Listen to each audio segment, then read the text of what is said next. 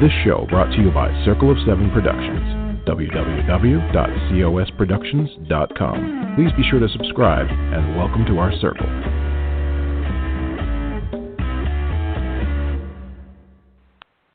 Hello, everybody. It's Thursday, May 28th, and this is Readers Entertainment Radio with Patricia W. Fisher. I am so happy that officially here, school, this would be the last day of school if they were in class, but all of my kids, thankfully, are done with all of their studies, and I'm happy to say that all of them will be going to the next level. There were some times there that I thought I would totally lose my brain making sure they finished all their schoolwork, and I kept checking and rechecking, and so I wanted to say a quick shout-out to all the teachers out there who worked their tails off this last couple of months, thrown into a lot of crazy to make sure that all of our kiddos get to the next level.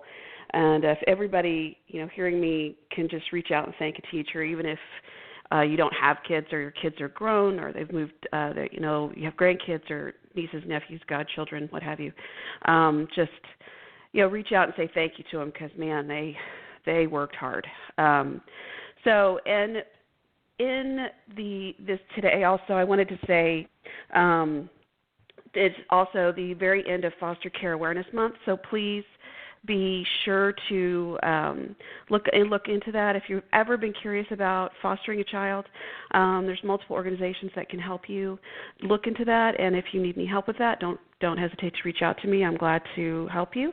But foster care is one of the ways that you can expand your family, and you can simply just give a child a very safe, nurturing place to be.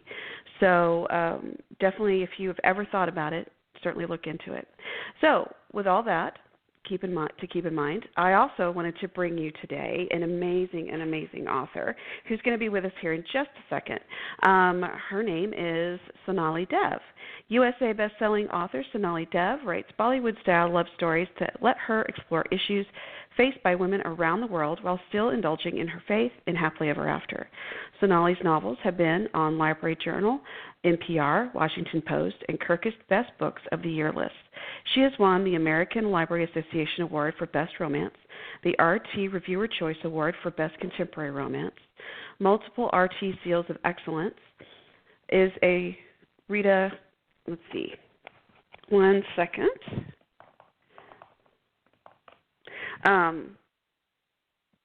Is a Rita finalist and has been listed for a Dublin Literary Award. Shelf Awareness calls her not only one of the best, but one of the bravest romance novelists working today. She lives in Chicagoland with her very patient and often amused husband and two teens who demand both patience and humor and the world's most perfect dog. Her latest book, Recipe for Persuasion, is available now, and you can find her at her website, Facebook, Twitter, and Instagram. And she is calling right now, so we will one second.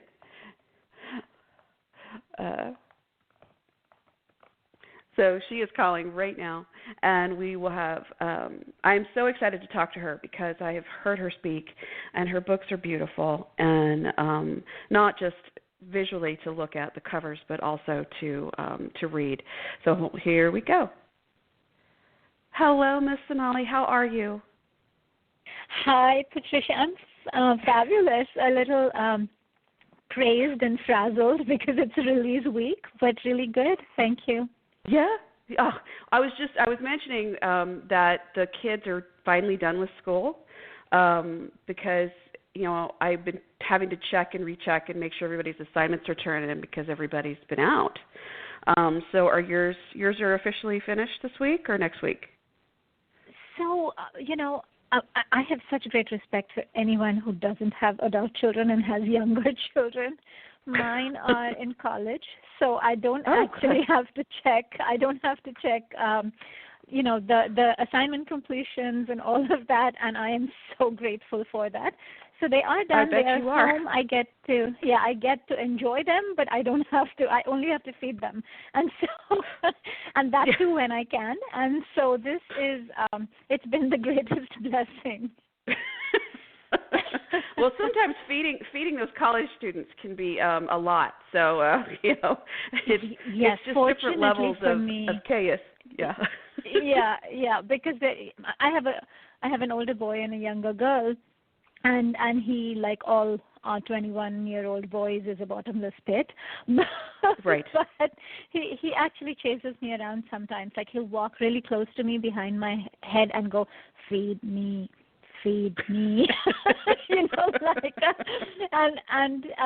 so that's interesting. But he's also very fond of cooking, and loves to feed all of us, and so it's all good. I'm very blessed in that. The girl is easier because cookies, brownies, that's basically all she wants to eat, which she gets and makes herself. But it is, we're a cooking family, and it's one of my favorite things to do. So literally, like, that is where my responsibility with the kids, like, I keep it in that realm. Yeah. Well, and so I'm gonna jump into it real quick because your newest book is about cooking. And being, the people being on a cooking show. And I cannot tell you how many people I've talked to over the years that a lot of their stories that they came up with or created were around food. Mm-hmm. I mean, It's what ties us together across cultures. It's a universal language, right? I mean, that is the one thing. Even our exposure in the days when we were not exposed to cultures, it was our only exposure, was Chinese food and Thai food and Indian food, and it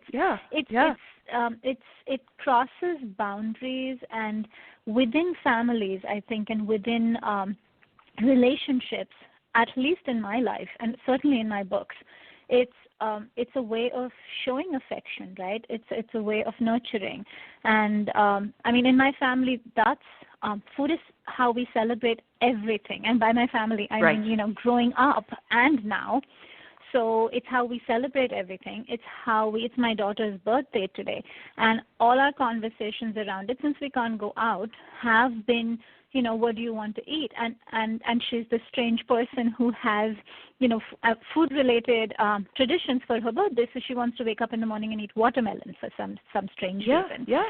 So we had to make sure there was watermelon in the house and a certain kind of cake, and so it shows care, right? I mean, feeding someone is the most basic form of caring from the day you're born.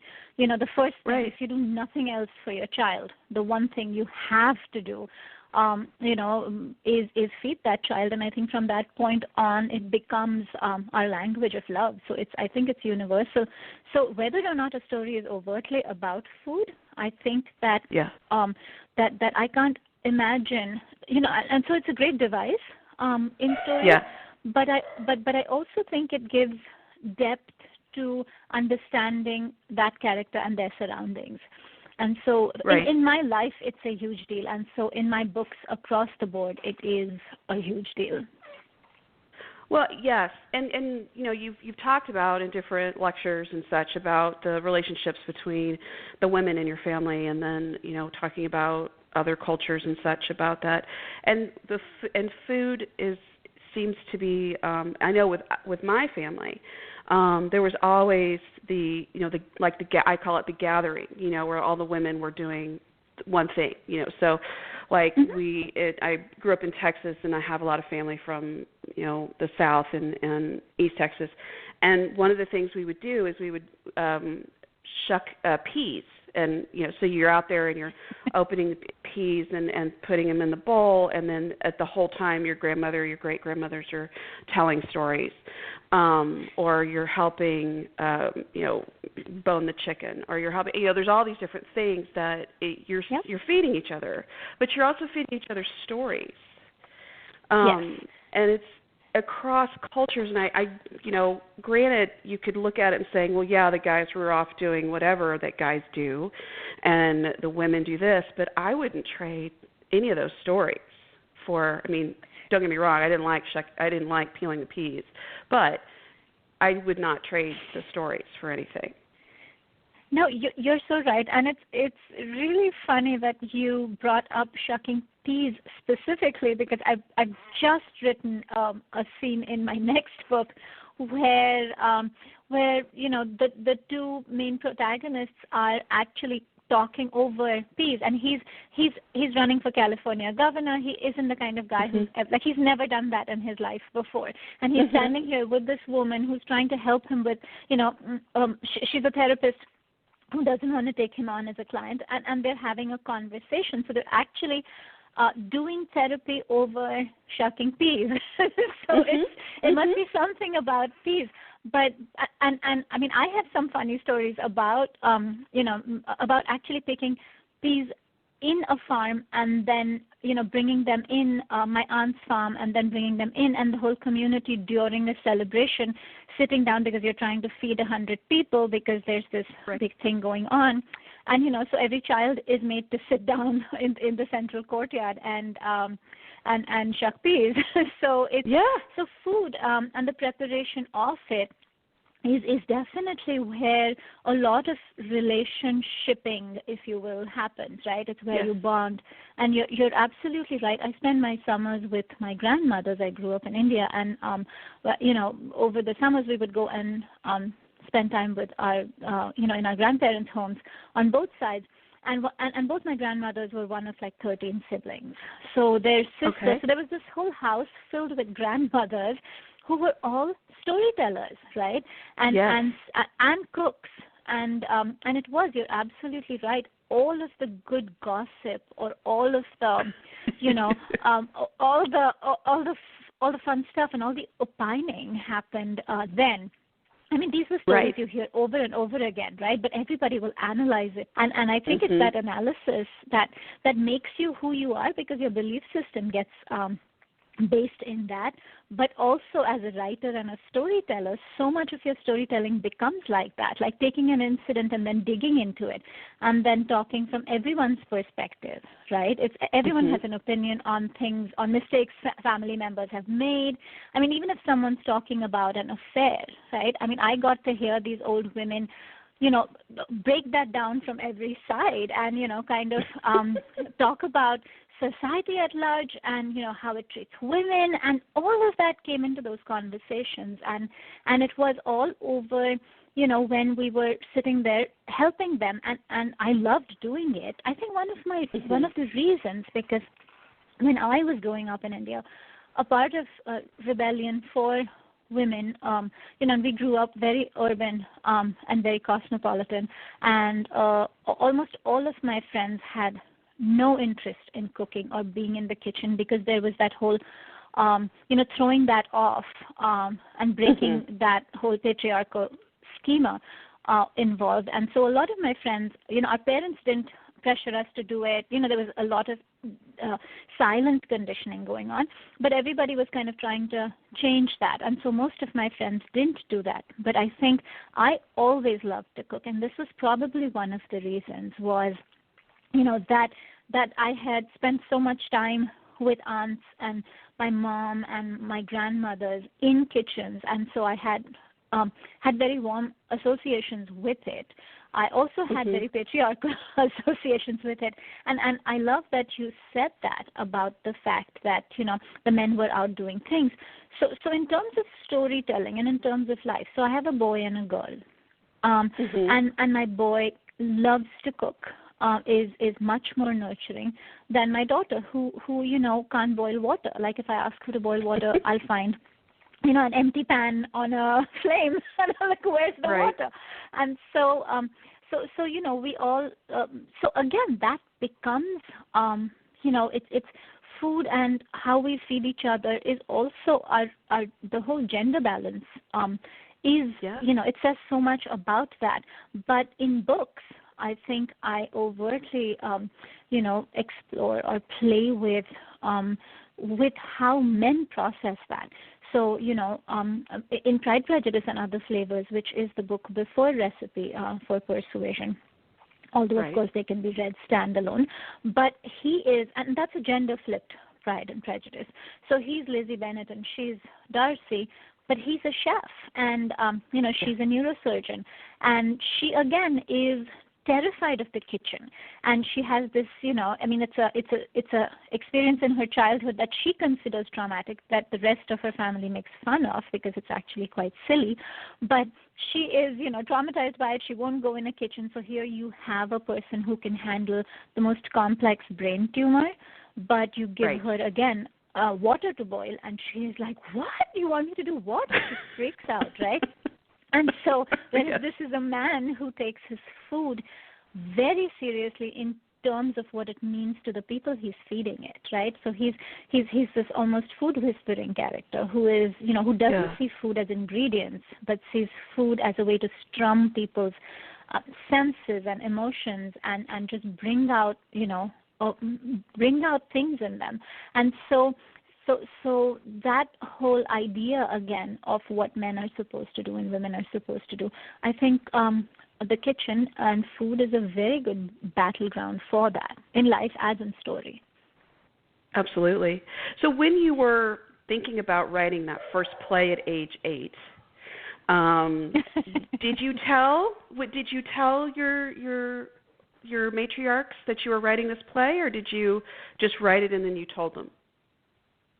Oh, no, it was the fact that Sonali writes in our family was like was a thing, that was looked upon with great fondness and amusement, and, all the things you do when a child is, is precocious and, and kind of thinks they can do something, right? I mean, we're all, we've all seen that, but one of my oldest memories is I was sitting down to do my math homework. This is probably, this was kindergarten, and, we had math workbooks, those little workbooks that, kids do, and they have those colorful covers with the division multiplication signs and, the 8 oranges and the 4, whatever it was. It was one of those workbooks.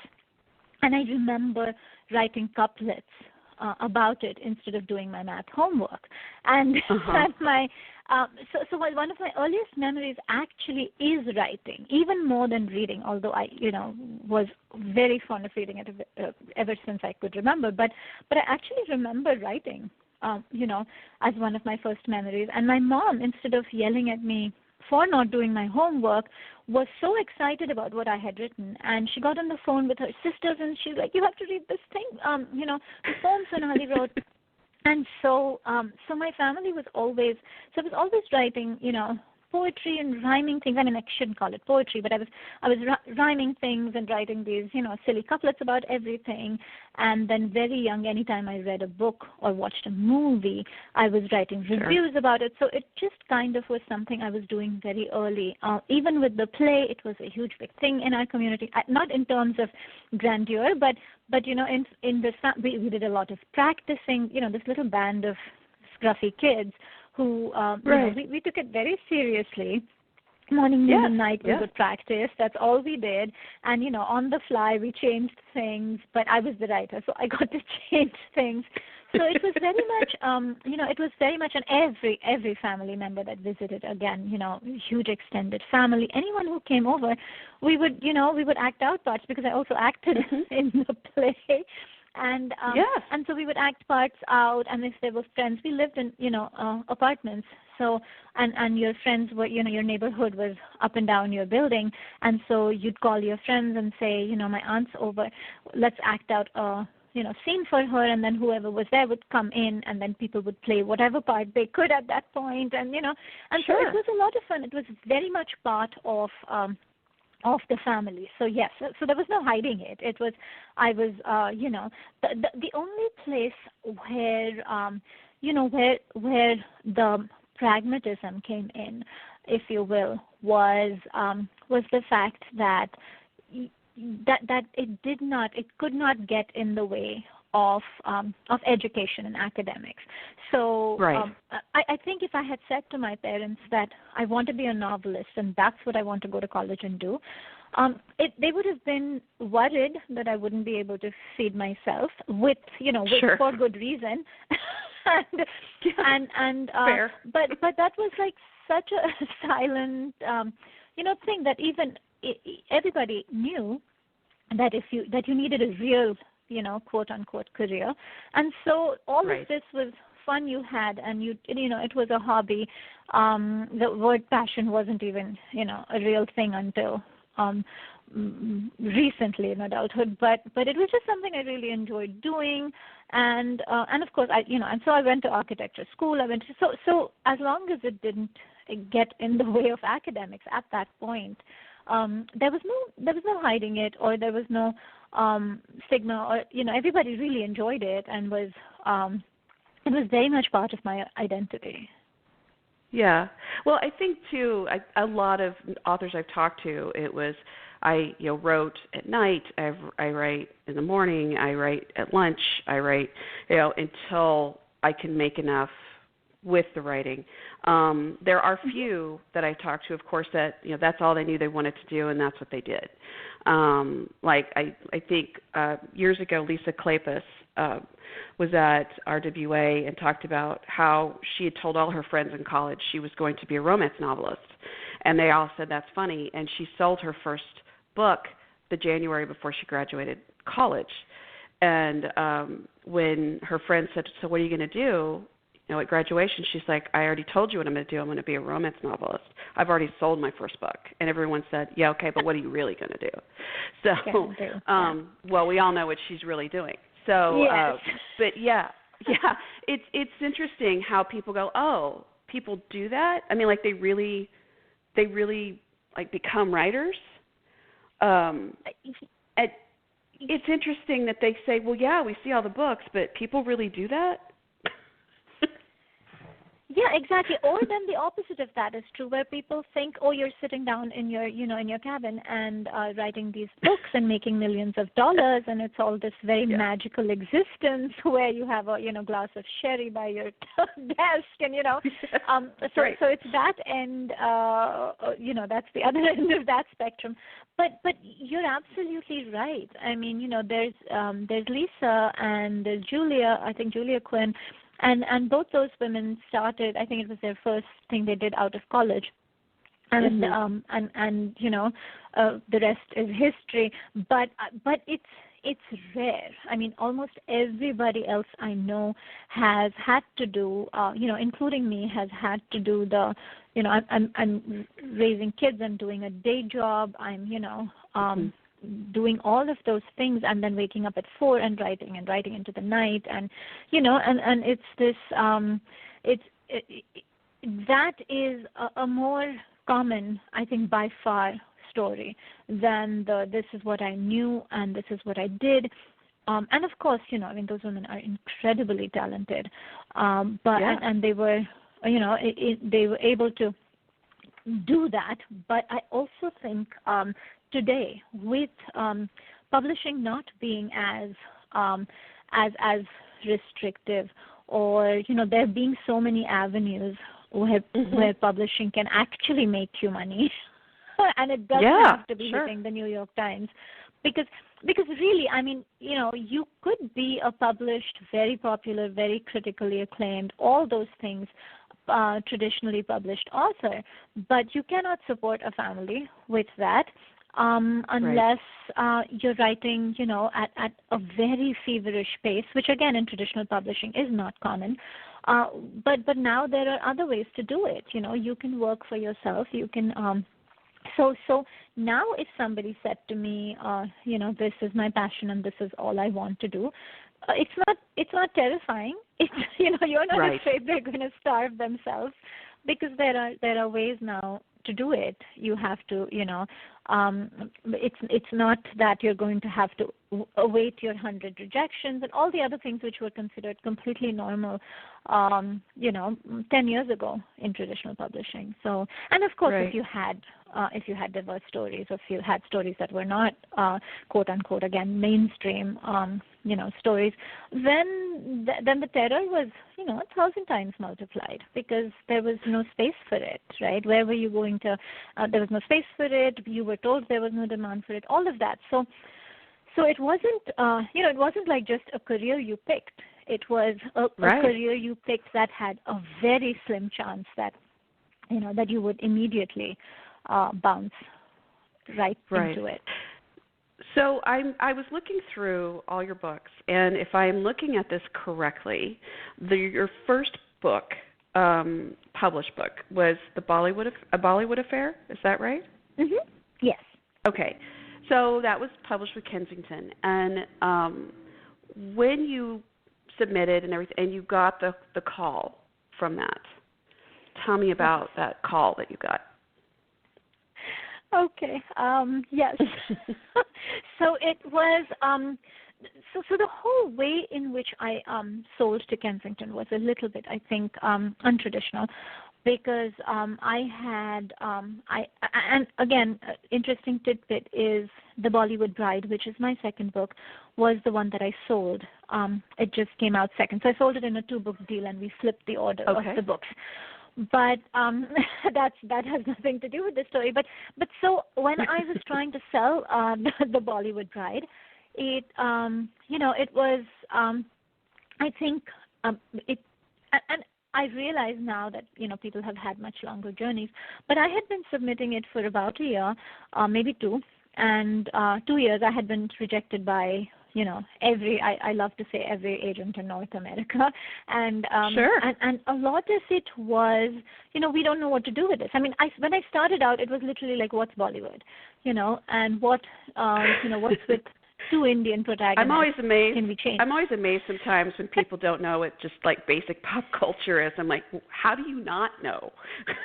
What these different, truth be told, we live in a vastly different world today than we did 5 years ago even. So 10 That's years ago, fair. 7 years ago, it was a whole different world. There was no Netflix. There wasn't, Korean dramas and Bollywood films and all of that at the press of your finger. It was a very, very different world. It was much more insular. It was, you know what it was. You were here. So yes. And so of course selling a book called A Bollywood Affair was not the same thing in 2012 as it is in 2020. Not nearly the same. I mean, the idea that agents and editors are putting calls out for, diverse books is so insanely gratifying, because that's a world that has done a 180 times. I mean, if I could even exaggerate that, I can't tell you how much of a difference that is. So in all of that, and the fact that this was my first book, so there was the whole entire, like, selling your first book is hard anyway, and then you're trying to sell a book that's called The Bollywood Bride, and with entirely populated by Indian people, right? So it wasn't even all the other dolphin clicking kind of messaging of how you make things consumable, by inserting a couple brown characters into a white world and all those things which had kind of, been the norm. Here was a book that was none of that, right? It was straight out a certain thing. And so there was even I was getting rejections that were saying, this is some of the most, and I have these emails I saved, and I had agents saying to me, this is some of the most beautiful writing we have read, or to cross our desk, and but we don't know what to do with it, or right now I have another, like, I've heard everything from right now there's another Indian author that I have, and all of that. So it's like, yes, so you were only going to have one. You know what I mean? It was a very different world. So okay, my box is filled, my quota. Yeah. Yeah, exactly. And it was, and I'll come to that some more. And so for 2 years, I had submitted the heck out of this thing and gotten, rejections. And so I was at an RWA regional conference, the Spring Fling in Chicago, which is, by the way, an amazing conference. It just moved online for this year. But here I was, and I was in a publisher spotlight. And Martin Bureau from Kensington was doing the spotlight. And for those who don't know, spotlights are when the publishers kind of do a little sales pitch to authors saying, please submit to us because this is what you will get, and this is who we are. So it's the opposite of an author pitch. And here we have a room full of authors sitting there very hungry, hearing him speak. And at every publisher spotlight, the one thing you always hear is that they're looking for something different, right? And so when he said that, I put my hand up and I said, what would you say if somebody came to you with, say, a Bollywood romance? And there was pin drop silence in the room because I don't think you're supposed to pitch your book straight. Right. And I hadn't thought this through or anything. And he, and his eyes lit up. And he said, well, why don't you, after I'm done with this, why don't you come talk to me and tell me about it? And it was it was the craziest thing. But I went and saw him after. We talked for a while, and he requested the full. And then I waited another 9 months because I really wanted a career. I didn't, I wanted an agent, and I could not find an agent. And then finally, almost like 6 or 9 months after that, an agent who had loved my writing, who'd done a revise and resubmit with me, and all of those things. She said, she passed, and because she was busy with something else, just the way that the universe was working, it told me that, okay, I'm not going to forward this book right now. I'm going to have to, bite the bullet and send it off to editors myself. I'm not going to get an agent. And the editor, was at that point, Kensington was the only one who was handling, was putting out commercial fiction and genre fiction that was diverse. So they were my dream publisher because they were the only one who knew how to do it. And so I was terrified to send it to them because once you get a rejection, you're rejected. But I kind of, at that point, I was like, I'm going to have to do this. I'm not going to find an agent. And so I hit send. And in 2 days, I get an email. And you know how it is. It's called the call for a reason. You get rejections by email, and you get offers, on the phone. And so when I saw the email come in, I just, it was this horrible, horrible tragedy, and I just slammed my laptop shut. I could not open the email, and it was a day when my husband had taken the train into the city, so I went to the train station to pick him up, and he saw my face and he said, "What's wrong?" And I said, "Well, Kensington got back to me," and he said, and I said, "And I don't know, I didn't open the email." And so we came home. And I was really distraught. And he said, "Do you want me to open the email?" And I said, "Yes." And so he opened my laptop up and he opened my email, and I am standing there thinking, my gosh, my life is over. And he opens it and he says he wants to know when he can call you. And I actually fell down on the floor. We were very dramatic. So I lay on the floor and sobbed, like floor of my kitchen, and I sobbed. True story. Yeah. And after that it was, so within a week I had an offer, and then after I had an offer, I found an agent, and Martin Bureau was a dream first editor. I absolutely loved him. He let me do exactly what I wanted with my stories and supported me 100%. Like, it was just fabulous to have him. Exactly what I needed at that point. So it turned out well, but that's my, the call story. Yeah, and it's those things that people don't even, when they're talking about what it takes to be a writer. My daughter wants to go into it, and I've talked to her quite a bit, and it's that feeling of telling them, okay, so get ready, you're going to hear no a lot more than you hear yes. That's just how it's going to be. So you're just going to have to get up and brush yourself off and try again. Yeah, and you need one yes, right? And these are things people tell you that you keep in your mind, and, and because they're absolutely your guiding light. I mean, you can have 1,000 rejections and no's, and it means nothing the moment you get one yes, right? I mean, that's basically, right. And that gets repeated over and over again in the process of the career. But you really only need one yes, and you need one person, one editor to like your work. Well, and you standing up and saying, or raising your hand, it reminds me. I went back and listened to your librarian speech from 2018 at RWA, and you talked about who's allowed to speak.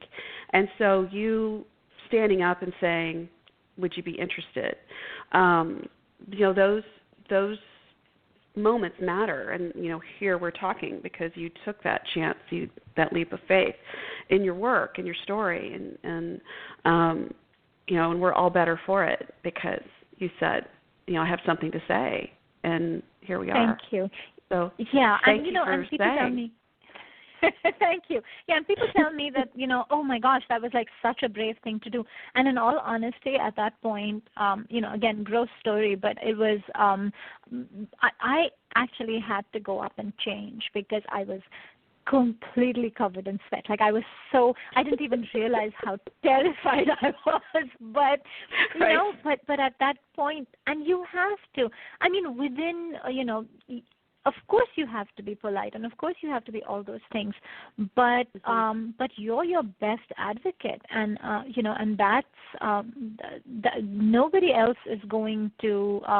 Do this for you, you just right. So yeah, speaking up for yourself and asking for what you want, I think is probably the single most important thing anyone has to learn in life, right? And it's not always easy. And he could have just told me to leave the room, right? I mean, at that point. So, but you're right. I mean, it is to recognize a moment and slip into it, and that's not again simple. It has to be opportunity meeting luck, meeting a lot of hard work before that, all that, and so speaking up and then having the courage to go on. If after having every time you speak up, if somebody shuts you up and you let that become internalized, then that's a loss too. So it's all kind of this crazy mess. But yes, it was a day I will never forget. It sounds like a brilliant day. And so now your most recent book, Recipe for Persuasion, came out Tuesday. Yes. And so tell us a little bit about this book. All right. So it is the story of it's the story of a chef who is running her dead father's restaurant, and it has she's not been doing a good job. It is on the edge of ruin, and she's trying really, really hard to save it. And because she carries, there are reasons why she ended up taking it over, and she carries a lot of guilt with respect to her father and a lot of things, which have kind of trapped her in trying to save this restaurant. And as a last-ditch effort, she gets an opportunity to get on this Food Network show called Cooking with the Stars, which is like Dancing with the Stars, but with a chef and a celebrity. And so she goes on the show when that is not at all her natural inclination, but she goes on this show as a last-ditch effort. And the celebrity she gets stuck with is the boy that she dumped in high school, and he believes it was under familial pressure. And so and he has then gone on to become this World Cup winning football/soccer player. And and so now he's he's this huge soccer star, and he's her partner. So that's basically the setting of the story. And he's back for closure. It's been his career is over. He's retiring, and he kind of has also been stuck in this place that incident with her has put him in, where he can't seem to he wants a family, he wants all of those things, but he can't seem to make that happen because these internalized that experience, whatever he's internalized from that experience has stymied him, and so he wants closure and he wants to move on, and so he kind of manipulates his way onto the show.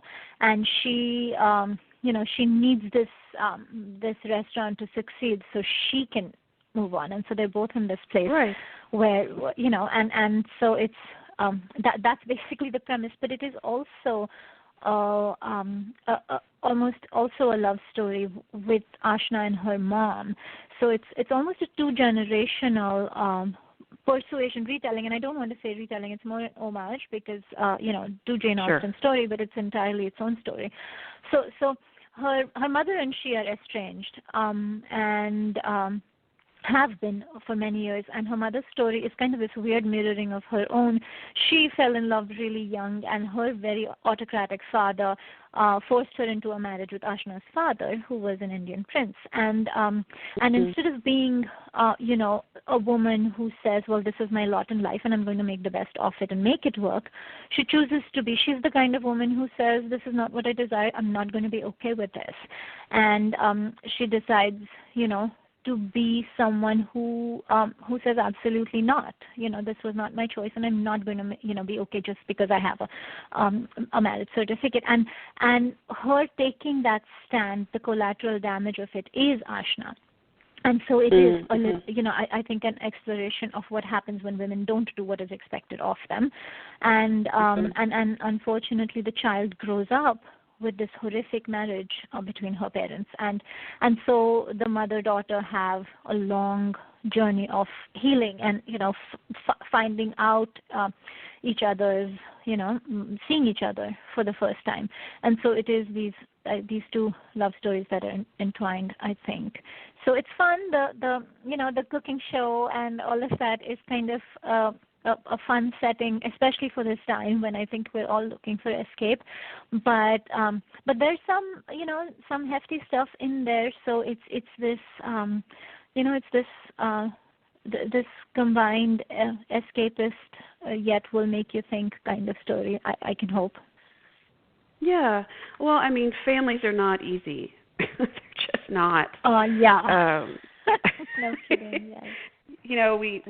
It's the most wonderful thing, and it's the most chaotic thing that so many of us have. And I know that there's plenty of people who say, yeah, well, I don't, I wouldn't know because of circumstances. But then you hopefully build your family within that. But even then, when you build your own, whether it's your friends or whomever, there's always chaos. And so yeah. I mean, because human beings are not simple, and no. And in story we focus on the complexity and the craziness that we all are, and so and no story is fun without that. But it also lets us work through a lot of these real things, right? Like the mother-daughter relationship, the best mother-daughter relationship is still complicated. So this series is set. It is basically about this politically ambitious, very wealthy Indian family that's descended from royalty. They're settled in California now. The oldest son is running for California governor. So as it is, and so they're the Indian Kennedy. So as it is, this is a family that is fraught with so much history and so much of what they want to do with it, and it's a lot of complicated people, right? Because it's a lot of privileged, intelligent, messed up, dysfunctional people. So but they're also loving and affectionate and entirely too connected, to one another. So most certainly it's not a simple family, even as families go. Right. Well, and nobody wants to read about things that are easy because it's really boring. You want to read about things that are a little bit chaotic. So, we have about a minute left, and so I wanted. I was going to say as long as there's a happy at the end. Yeah, as long as we simplify things at the end. I mean, I think to start complicated and drop it without making any inroads into simplifying it, that's not something, at least that's not something we write. So That's right. We don't. Thank you so much for being here today. Please come back when your next release is out. I really want to talk to you again. Thank you. Absolutely. And I've been talking to Sonali Dev, best-selling author. Her newest book, Recipe for Persuasion, is out now. The first book of the series, Pride, Prejudice, and Other Flavors, is also out. And you can find Sonali on her website, Facebook, Twitter, and Instagram. And this has been Patricia W. Fisher with Readers Entertainment Radio. Keep on reading, everybody, and please stay safe. This show brought to you by Circle of Seven Productions. www.cosproductions.com. Please be sure to subscribe and welcome to our circle.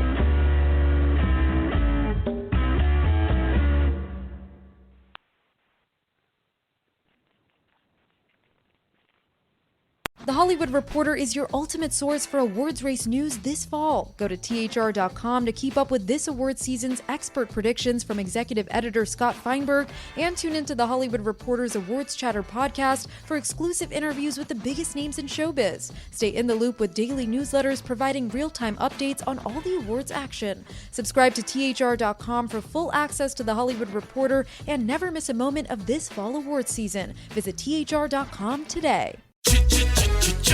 Looking for excitement? Chumba Casino is here. Play anytime, play anywhere. Play on the train, play at the store, play at home, play when you're bored. Play today for your chance to win and get daily bonuses when you log in. So what are you waiting for? Don't delay. Chumba Casino is free to play. Experience social gameplay like never before. Go to Chumba Casino right now to play hundreds of games, including online slots, bingo, Slingo, and more. Live the Chumba life at ChumbaCasino.com. VGW Group. No purchase necessary. Void where prohibited by law. See terms and conditions. 18+.